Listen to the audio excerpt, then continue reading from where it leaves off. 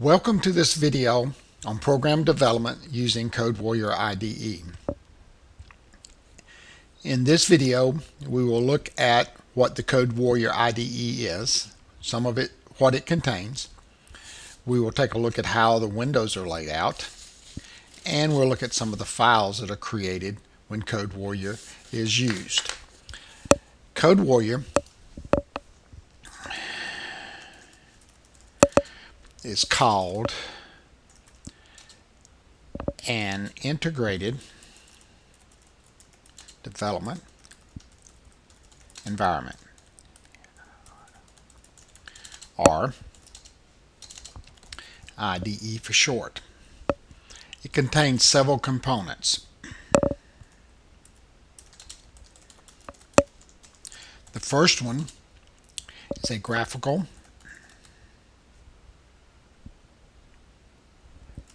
user interface. Thus, it's similar to Windows, uses a mouse and pointer to access files, cut and copy and paste, and those type of items. Has a text editor, which allows the programmer to enter the assembly language program. An assembler that allows the program to be converted from an assembly language program to a machine language program. It also checks for syntax errors. Another component is a simulator that allows the user to test the program and check for logical type errors that might occur in a program. And a programmer that allows the user to program the target hardware. In our case, we're going to use the programmer to program the Dragon 12 board. So that's the concept of an IDE and CodeWarrior. All right. When a project is created and the files are assigned and the windows are open, there's two panes that are created that are associated with this IDE. You can look at them like so.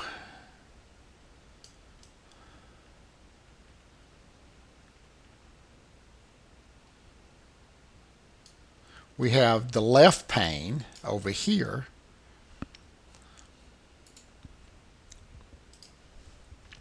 which is called the project pane, and then over here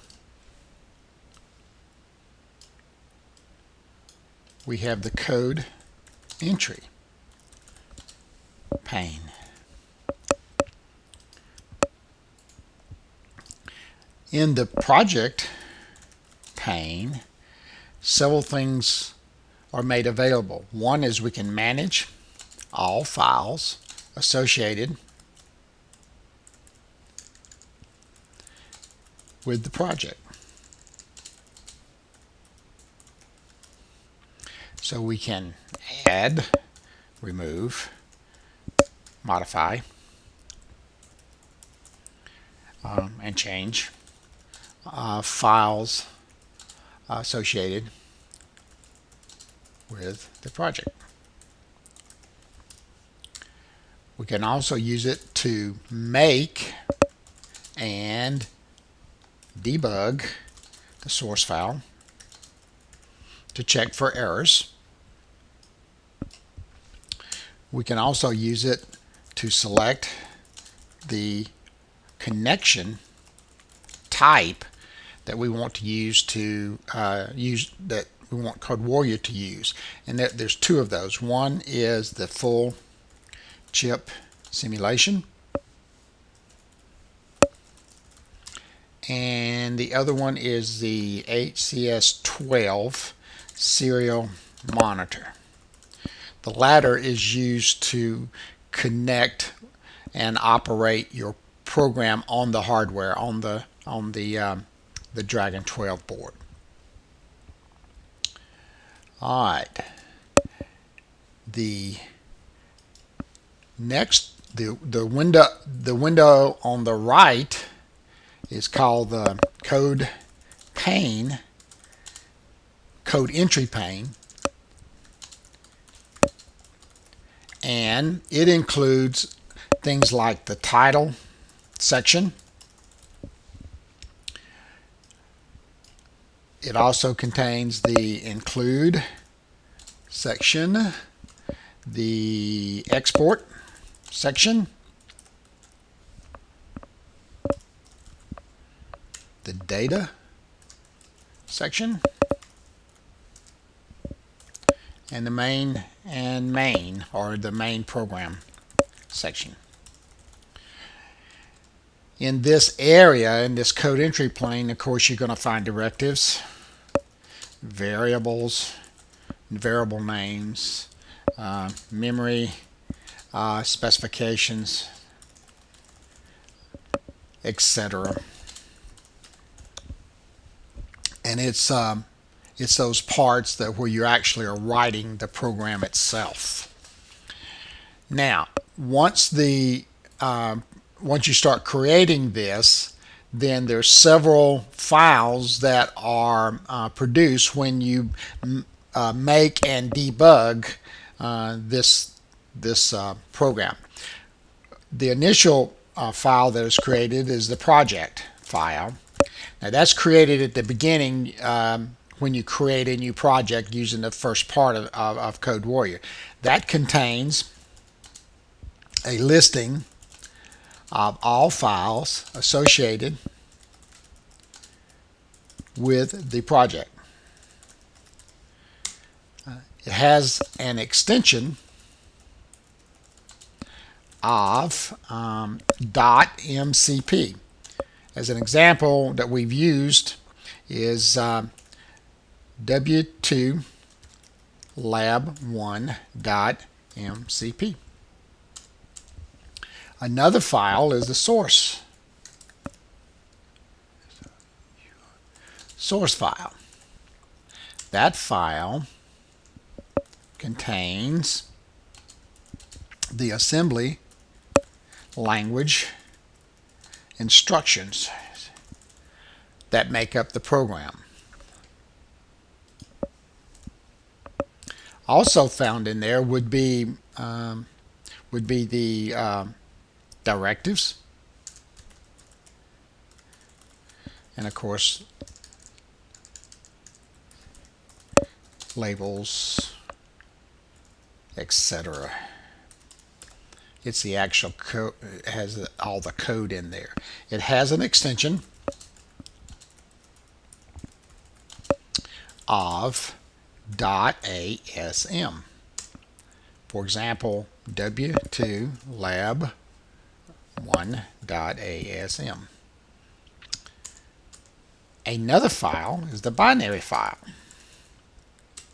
This contains the machine code associated with the instructions found in the source file. So basically what it is, it's the assembly language instructions converted to their binary equivalent. Has an extension of .s19. So we would have something like w2 lab1.s19. We also have a project map file. Now, this file contains a listing of the project contents. contains all of the memory allocations, locations of variables in memory, variable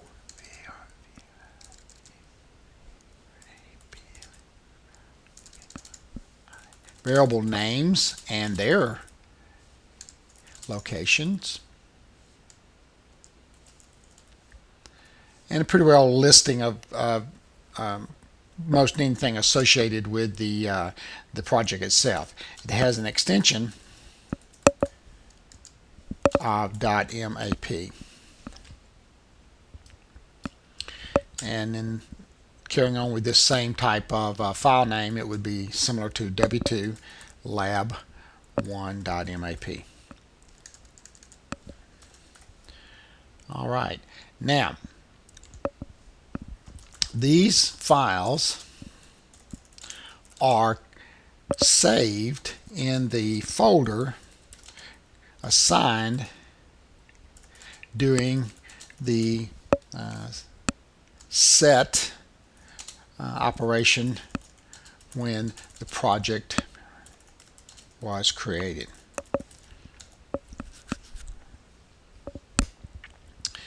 Now, as an example of this CodeWarrior screen here shows those two panes. On the left side over here we have the project pane, and again here would be a listing of the files associated with this particular project. Here is our make capability, and here's our debug capability, and then we can use the file, the edit, and the other menu items up here to operate various things within the project itself. All right.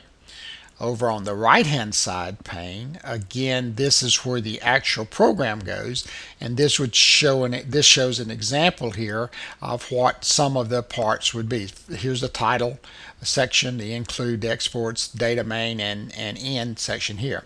Included in here, as we said, are things like the include files. Here are the directives, for example, originating this RAM data at 2000 hex, defining a couple of constant bytes. Here's the section on the code, and here's our assembly language instructions, load accumulator, etc., etc. We can then take this, we can check it for syntax errors by making it, and we did not get any errors, so nothing popped up.